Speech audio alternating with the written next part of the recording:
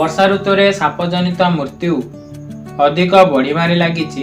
वर्षा ऋतु रे साधारणतः चित्ती साप अधिक कामुड़ी थाए। एही चित्ती साप भारत रे 8 प्रकार देखा जाआंती। एही चित्ती साप साधारणतः राति रे विचरण करंती। एही साप कला किंबा नील कला शरीर द्वारा संकीर्ण धला क्रॉसबॉर्ड रही थाए। एही चित्ती साप रे शक्तिशाली न्यूरोटॉक्सिन विष रही थाए। एही सापर लंब 2 फुट 11 इंच किंतु 5 फुट 9 इंच को वृद्धि पाई पारे। एही चित्ती सापर मुंड समतल एवं बेक कुंचित दृश्यमान हुए।